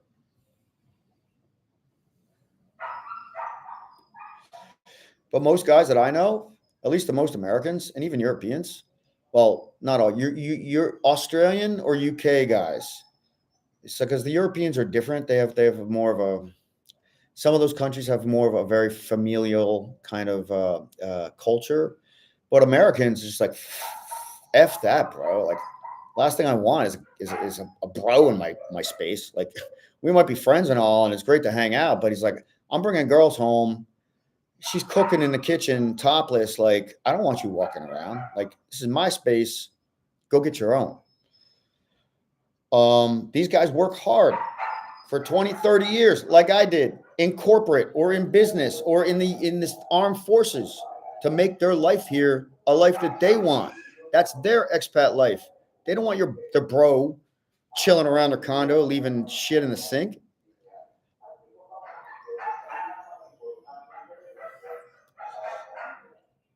I hope that answers the question. I'm just saying it's harder to manage than you might think. Unless you get your boys to pay that rent up front, you're taking a risk.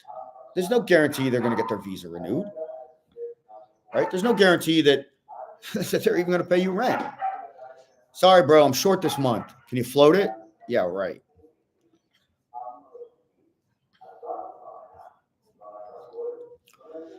So your cons are definitely in the healthcare checklist. Healthcare is questionable in the Philippines.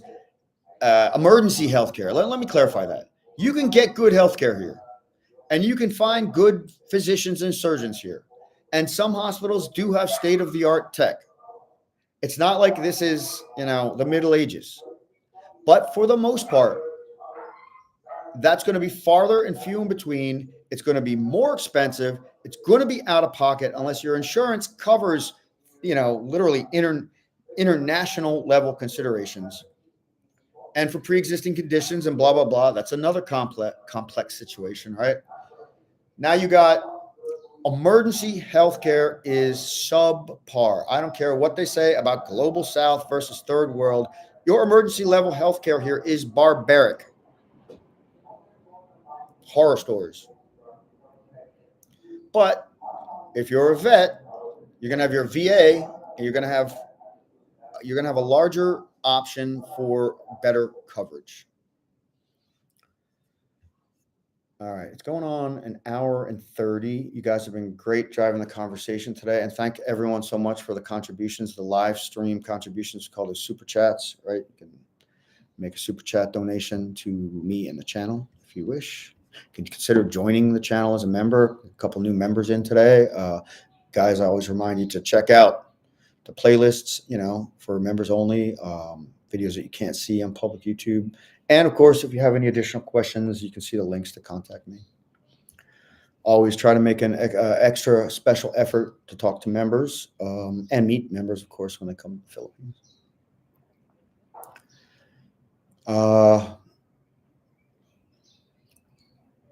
I'm looking at this list. I mean, we've talked about a lot of these things, right? Finding love, Filipino dating and relationships 101. So this is my issue with a lot of the vlogs or vloggers or YouTubers in the Philippines and stuff is like, they'll put up these vlogs like Filipina girlfriend problems, or do Filipinas like boys going down, or like, again, I'm like, look, I'm a grown man. All right. I don't got time to see if Filipinos like to, you know what I'm saying? Like, come on, that's my business. And that's your business with the Filipino. Like, I need to make a vlog about that. And when it comes to talking about Filipino dating relationships, I actually have a couple videos up, but it's for members only. Because it's the bottom line is this: you don't have Filipina girlfriend problems. You have narcissistic bitch girlfriend problems. You understand? Doesn't matter where she's from.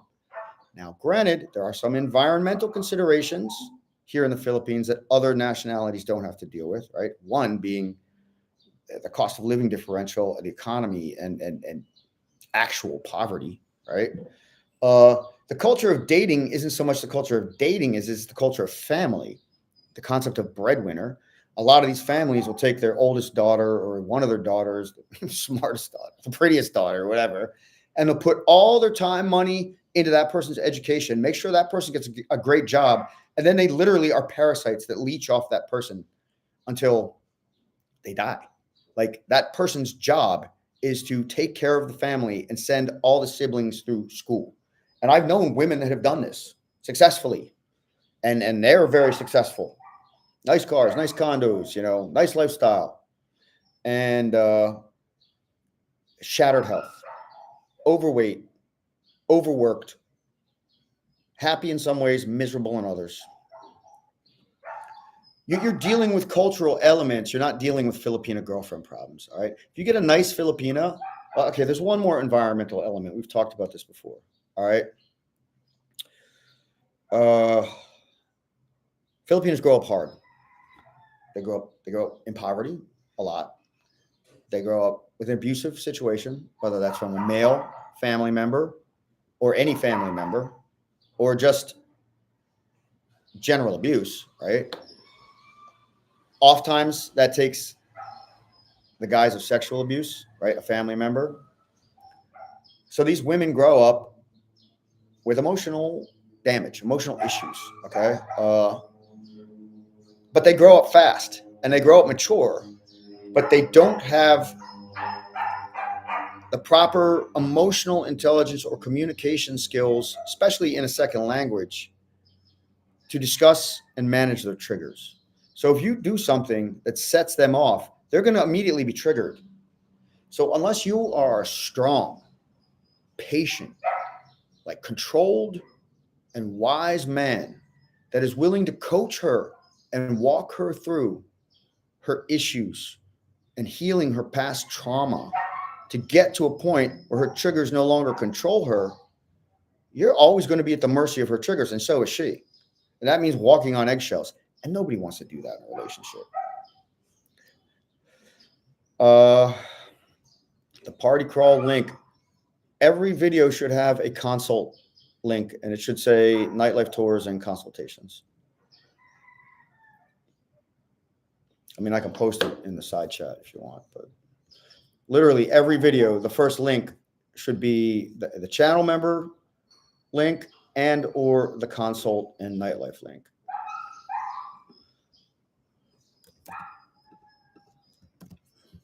And I'm going to post it for you guys. All right. Let me see if I can hit a couple more cons. Cons, pollution. All right. So many areas of Manila are just filthy. All right. The trash disposal is horrendous here. Unless you're in areas like Makati or BGC or some nicer areas in Quezon City. Quezon City has beautiful spreads, beautiful private communities. You're going to find those all over the place, right? You're also going to find piles of trash, all over the place. So you're going to find horrendous smog and air pollution, especially along routes like C5 or EDSA. Like, I was living at the SMDC light condos in Mandaluyong on EDSA, and I had to move just because the traffic noise and the pollution was just so horrendous. Like, you could not walk outside without getting hit with a whiff of diesel or an air horn from a truck that was like 120 decibels. transportation and traffic. All right. So I did a video, God, years ago now, top like worst things about Manila or something, right? And traffic was on the top of the list. Now I took the statistics from another, international site, and I was basically just reporting on the details. But they were saying that Manila is the number one, not the number one worst traffic city in the world, but the number one most stressful traffic city in the world. Like, when we talk about that, getting taxis and stuff, or getting Grab taxis or motorcycle taxis and stuff, like, you can wait a long time for a taxi, and then you're going to be sitting in the taxi for a long time. Like, we had the party Monday night, I was telling you guys, and it was an early party because the staff was at the party, and it was a 5:30 start time. We were running late. We left at 5:30, which is like rush hour, like 101 here, right? And we went 6 kilometers in a Grab car. It took an hour and 10 minutes. An hour and 10 minutes in a taxi to go 6 kilometers. That's crazy. And it was expensive. It was like 430 pesos. So that's like $8.50, $8, about $8 now. That's expensive for Manila. Now, granted, we took that same ride 2 nights before, or a day or before, at like 5:30 in the morning. It was like 176 pesos, which is like $3. Cebu IT, Billy, I can't say for sure. You might want to check Brevis's comments in the list here. He's more of a Cebu guy than me, but I'm gonna venture to say you're in the same ballpark as BGC or Makati. I mean, if you want to live in the Cebu ID park, that is Lahog area, right? You're going to be staying in an upscale condo, pretty much. Not that there aren't some older, low-key condos there. You're going to spend at least $1,000 a month. And if you want to not worry about it, then make sure you're budgeted for $1,500 a month. And if you want a little, skating around room, definitely budget for $2K a month. And just because you're budgeting for $2K a month, that doesn't mean you have to spend it. It just means you've got it to spend in case something goes wrong.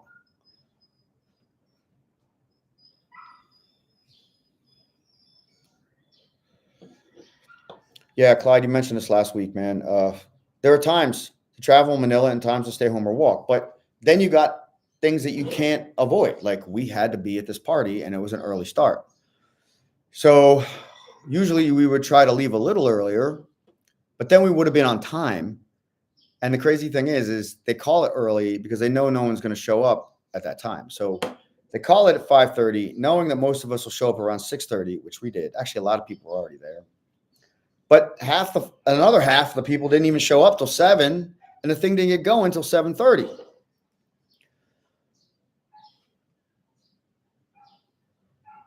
Can't ride a motorcycle, walking distance to malls. Walking distance to malls is easy, man. And you don't need to ride a motorcycle. You can take a taxi, you can take a tricycle, you can take a jeepney, you can take an electric, like one of those little scooter things these guys have everywhere now. They just zip around on scooters. They call them e-scooters or e-bikes or something. I don't know. More cons. What more cons? Yeah, Joyride. Joyride is cheap. Cheaper than Grab. Joyride cars are harder to find, though. Joyride motorcycle taxis are easy. I commute either on a Joyride motorcycle, car, or a Grab taxi for the most part. If I'm just going up to BGC, I'll take a motorcycle because it's like 1.5 kilometers, or sometimes I'll just walk to McKinley Hills. It's like we're right around the corner. But otherwise, I'll take a motorcycle. Motorcycle taxi. It costs like $1, and it's like a 7-minute ride to BGC from here. Or I'll just walk down to the Toda, which I actually filmed another video on the other day talking about Todas and how to get tricycles and how to determine which Toda will take you to which Toda you need to go to versus understanding what the hell is written on the side of the jeepney. I want to get in this jeepney, do I want to get in that jeepney? We take Jeeps, we take tricycles, we take motorcycle taxis, and we take Grabs. Depends on what we're doing, where we're going, when we're going there, and how we're dressed. But I'll go to the bank today in BGC, and I will very likely take a tricycle up to SM Oro from here.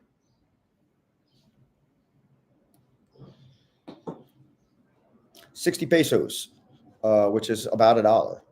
And that's actually going to be more expensive than a motorcycle taxi. But after I tip the motorcycle taxi guy, it's going to be about the same. And believe it or not, the tricycle's safer than a motorcycle taxi. Do you eat canned tuna? Yeah, I do.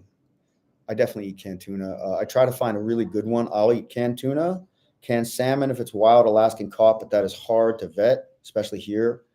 And I don't eat a lot of sardines, but there are good packaged sardines, and sardines are good for you. Uh, they're definitely okay for protein, and they're okay for the omega 3, right? The fatty acids, all kinds of stuff. Mostly we eat fresh fish here because we know when to go to the market to buy it, and it's right here. Market's like right here, and it's cheap. Like we got 6 tuna steaks the other day for about 300 pesos, and that's about $5.50. So 6 tuna steaks for us is 3 meals, right? I get a steak, she gets a steak. 3 meals, $5. Like, when was the last time you had a fresh tuna dinner for $1.25? Not even. Well, after the side vegetables and maybe some spices and some fresh stuff, like it ends up being about $1.25 a portion. Actually, it ends up being about $1.25 for a portion for 2 people. No, about $2 for 2 people. So $1 a portion. Don't mind me.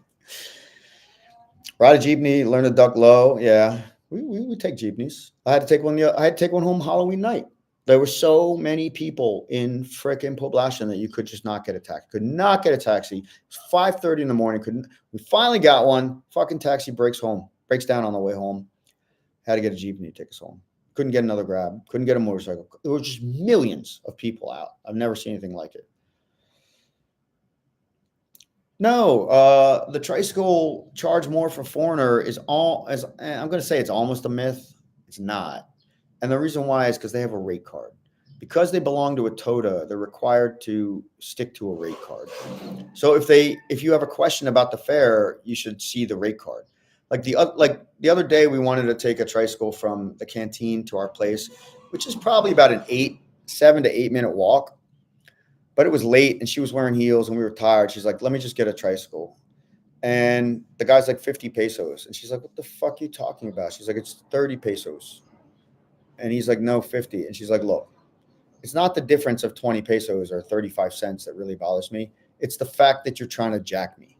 She's like, I should take your fucking TOTA number and report you, jackass. And that's what you tell them. So yeah, they will try to jack you for an extra 20 pesos or maybe even twice the cost. But I know what the cost is. And you should know, like, you're taking a tricycle, like you're really not going that far. And in Manila, it's different than in places like Boracay, for example. Like Boracay, again, they have rate cards, but all they have are tricycles there. So you're going to pay more for it.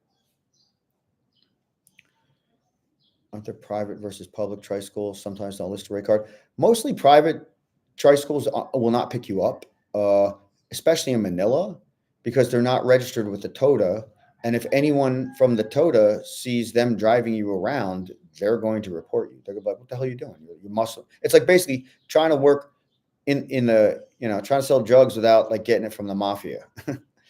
Trying to get a contract without going with a union kind of thing. So yeah, there's going to be that, but not so much in Manila. Loneliness when you lived in Thailand was an issue, maybe because of lack of English. Yeah, that's probably something true. Although, come to think of it, when I was in Thailand, there was nothing lonely about it. I got lucky. I knew a couple people there. I knew a couple girls that had been in the Philippines that were now in Thailand. So we did the whole "I'll take you out, you take, you keep us company" kind of shit. So like there was always someone hanging. In the Philippines, the one thing I always tell guys is like, or actually, well, I tell guys you'll never spend a minute alone unless you want to. That doesn't necessarily mean that you won't be paying for it at some level, and sometimes that's just coffee date. Like, yeah, let's go out for coffee. It's on me. Or you know what? I like when I came here for work. I used to line up dates every night, every single night, whether it was the same girl or a different girl. And the reason I'd line up the date is because I wanted to have dinner with somebody before I went to work. So, because we used to work nights. And so I was very clear with the girls. I'm like, I am going to pay for your taxi. I need you to be here on time. If you're not here on time, I am never going to call you again. Make sure you leave early. I'm going to call you an hour before and make sure you're in the taxi. And if you're not, I'm going to tell you don't come. And I'm going to get someone else to come. So if you're not on time, expect to pay for your own dinner and sit with me and the girl that I'm paying for. Like, I was just hardcore up with them. Don't waste my time. I'm buying you a nice dinner in a nice restaurant. I want to get to know you. Let's shoot a little video and let's have dinner. And then I go to work. So yeah, I was paying for dinner. Corporate was paying for dinner, but I wasn't alone. And most of the time, I always had a girlfriend here. And it's not like, you're not going to be paying for your girlfriend's taxis, and it's not like you're not going to be paying for her dinners or out and stuff like that. But it's not like you're buying her, iPhones and iPads and shit, like maybe on her birthday. You're definitely not paying her a salary, or what do they call a stipend? Where like I have girls say, "Oh, give me budget." I'm like, "What the fuck does that mean? I can't. What's your budget?" They're like, "Oh, I don't know. Give me, $2,000 a week or something." I'm like, "For what?" They're like, "Well, I need a budget." I'm like, no. You don't understand what the word budget means, honey. And no, I'm not giving you shit. If you're the kind of girl that's with me because you want me to give you money, like you need an allowance, that's what a job is for. Go get a fucking job or work for me. Sorry. But again, I'm not judging guys that do that. There's tons of guys that do that, especially if you're only here for 3 months. You want to rent a girlfriend for 3 months? Sure. Bring your girl in, give her 2,000 pesos a week, whatever. She's probably not going to live with you for that. Some of them will, especially in the summertime, because they're like so fucking hot where I live that literally I've had girls tell me, I will come and smash you if I can just sleep in your air-conditioned hotel room. I am not lying. And then the girl will like stay in your room for like 3 days and just sleep and bang you and go out to dinner. It's great. So no, men are not lonely in the Philippines. And another guy told me, it was a comment on my channel, I don't want this to be controversial. I know people have thyroid issues, whatever, but they're like, if you can deal with fat girls and you're into hot lady boys, you will never spend a moment alone in the Philippines. Now, we can change the word fat to big boned, thick, curvy, fluffy. There's some cute, fluffy honeys here for sure. Ever had a 19-year-old, like, I don't know, 20 pounds, 25 pounds overweight, but curvy as smooth and sleek cutie? Oh my God. 19-year-old fluffy love, man. It can't be beat. Now, that's not my style anymore, but good old days. God, I sound like a pig sometimes. And I again, guys, I'm not trying to like, it's all about genuine communication, You got to be genuine when you're talking to people. Subic has taxis with set rates, no meters. Yeah, stuff like that. How long does a SIM card last before it expires? Okay, so if your SIM card is like a month, like what they call them, prepaid or postpaid, and this is always freaking confusing to me because it's backwards. Now they have a rule in the Philippines that says if you're a tourist, you can only get a prepaid SIM, which is a temporary SIM that you have to load every month, okay? And that is only good for 30 days. If you want something more than 30 days, you need to get a postpaid plan that's a year commitment and a monthly rate. So the answer to your question is your SIM card will only last a month, so it's probably already expired, especially if you registered it. And when you come back, you're either going to get a new one and re-register it, or you're going to get a postpaid plan if you're staying here. If you haven't registered it, I think they're good for 6 months or a year.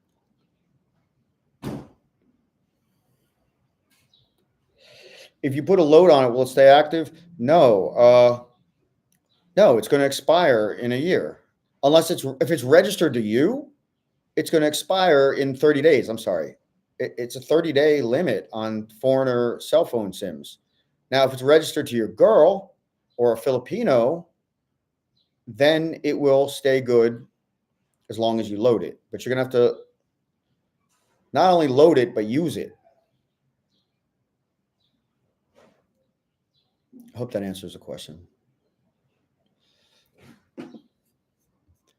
All right, we hit all the talking points today. I'm just trying to like come up with other cons. We talked about the pros and cons of food, right? How you can eat super cheap but get sick as a dog if you're eating in the wrong place. We talked about finding nice little hole in the wall spots where you can eat, very moderate price, very good for a very moderate price. Like a lot of those places might be like, like the Kaukai Chicken House, which I always mention. The one in Makati is the cheapest one, and it's open, so there's no aircon. All right, some guys don't like that. The one in BGC has aircon, but it's not as cheap. They pay more to have the restaurant there. I just realized my main cam's not on. Yeah, get a new one, or get her to get you one. The tour SIM card doesn't allow you to transfer excess load. Yeah, I guess not. I wouldn't know. A newbie to the Phils, you're excited? Yeah, watch some of my videos, man. Like you'll see what it's all about. And my videos, like a lot of it's lifestyle. It used to be travel and lifestyle. I still got travel. Every year we travel still, but it's mostly lifestyle now. And that lifestyle has become a lot of nightlife. But we try to do like different levels of nightlife. Like a lot of times it's like, you'll see the VIP stuff. You'll see the regular, pool bar stuff. You'll see the, chill dinner stuff. You'll see the nice dinners. You'll see, street level living, and you'll see, BGC lifestyle. Like I've been doing this a long time. It's all up there. And I try to make it a mix in the videos, I try to show people what's going on, not just nightlife and dining and, BGC, but like living in the palenques and the barangays and getting stuck and dealing with issues, not into bars. What are things to do at nights? Go out to dinner with a nice Filipino girl and have conversation with her. Take her dancing. Find a Latin night somewhere. Go play pool. Take her on a badminton date. They love badminton here. There's bowling. There's archery. There's all kinds of stuff you can do here. There's arcades. Like take her for a walk, a night walk in BGC. Stop for ice cream somewhere. There's tons of things you can do. But hold on, guys. What, you're stopping? You need me? All right. Just text me. Sorry. Let me see what the hell they want. Give me a minute, guys. I'm thinking about wrapping up the stream anyway. As always, thank you for joining the stream. Thank you for the live stream contributions, the wonderful super chats that you guys are generous enough to provide. I appreciate that, especially you channel members that join on every month, every week that I've been doing this now. Am I getting a text? She had something to say, but no text. Now I got to check my Skype. Sorry. Let me wrap it up. Thank you so much again, guys, for joining today. I have been live streaming every week, once a week, Wednesday around 8 a.m. Eastern Standard Time. But I'm thinking about doing what they call vertical live streams out in the real world, because that's a different dynamic for my viewership. Hey, Ramon, just joined the chat. Ramon, I was about to log off here, bro. Welcome to the stream. This is the guy that I went out with the other night. This is the Xylo King. We had fun, man, and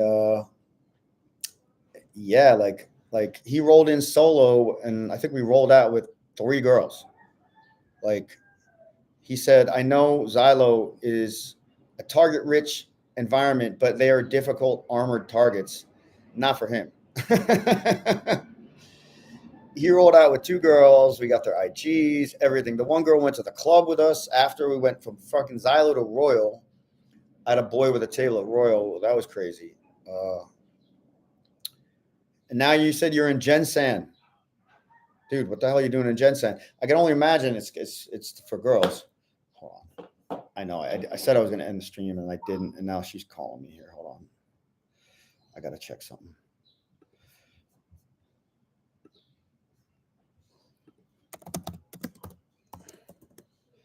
I had to turn this off earlier because it was pinging me. How often do I go to Solera to watch the Chinese girls? Well, I don't go to Solera to watch the Chinese girls. I go to Solera because they have wonderful happy hour. It's an incredibly comfortable lounge environment that isn't too loud. It isn't too crowded. And we get to smoke cigars there. There's a couple nice cigar and whiskey bars there. And when we go there,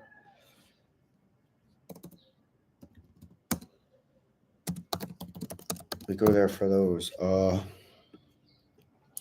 elements. And then the Chinese girls just happen to be, you know, part of the landscape.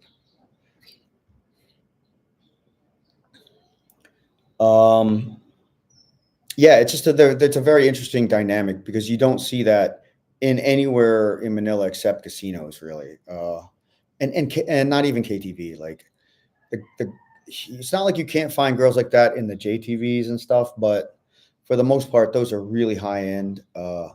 You go to like a Koreatown kind of vibe, and there's different levels of entertainment. So if you're Korean or with Korean guys that actually speak Korean, you're going to have a whole nother level of experience in an entertainment vibe area in a Koreatown than you will if you just go with a couple of, you know, good old boys. And it's in next level, insanely expensive.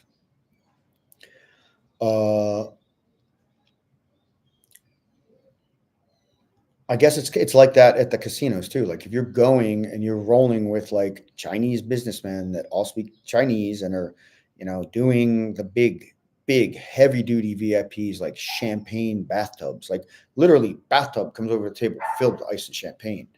Like they're dropping, you know what?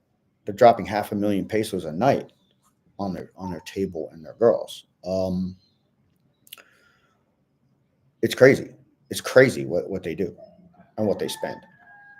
Now it might be 10 guys dropping 500,000, you know, so they're dropping $1,000 each, $1,000 each to get that table and the girls.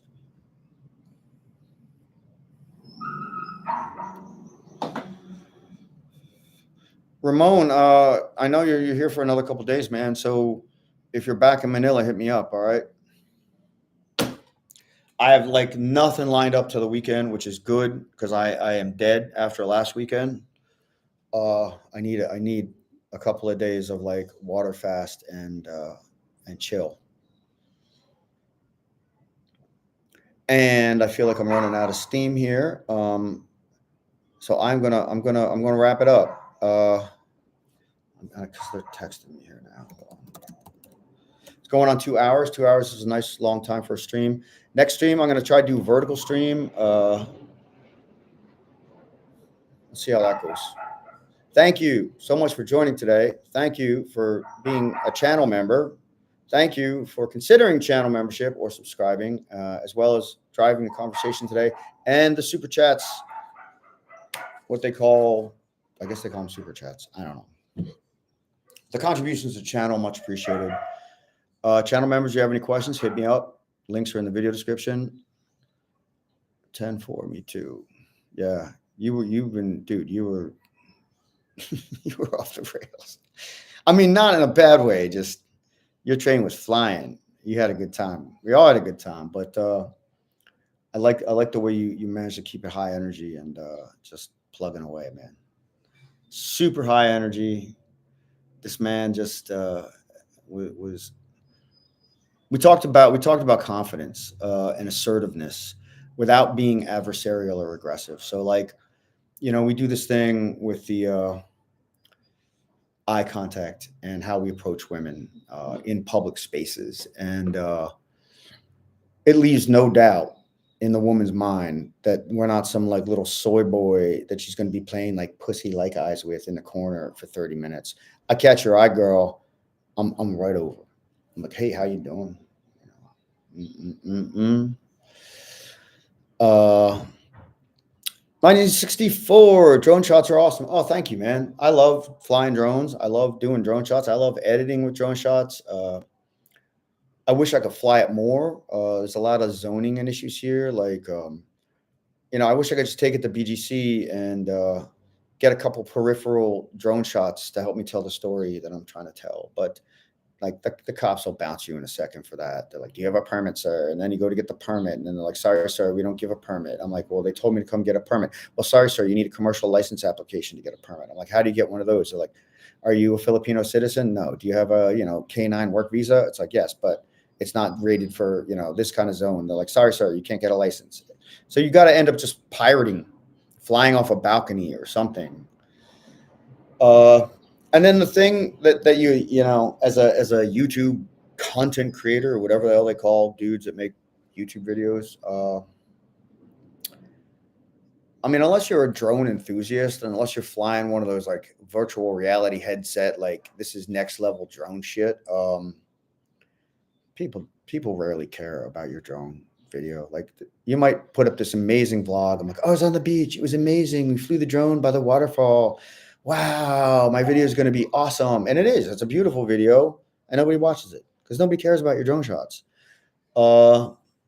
It's a hard reality. And that's the other thing. I don't make videos for YouTube. I make videos for me. I make videos because this is my personal memoir. This is my life. I look back on a video I made 5 years ago, and I'm like, oh, Jesus Christ, I remember that. That was so nuts. Look at me. I was 20 pounds overweight. Life was so different. I was with that girl that night. Like, you forget about stuff. And then you see it all played back to you in a video, and you're like, Jesus, man, I've come so far. But I will continue to fly the drone as much as I can and get the shots in and stuff. Pay a guy that has those licenses in BGC. Yeah. You're right. I could find a guy. But that's the thing. It's like, why am I paying you to make a freaking video? Come on. It's camera and it's public. It should be free. There's a couple spots to fly, and I've done it. And I have some decent BGC drone shots. Usually what I like to do is I go outside of BGC. The barangay right next to it is called Rembo. I have a girl that I know that lives there. And I just go and fly it out of her front yard. And then I can just fly it into and over BGC. But it's also like a 2 kilometer, 3 kilometer flight. So that's a lot of steel in BGC that can disrupt your flight. And there's an airplane path that comes near there. So it's hard to fly in BGC.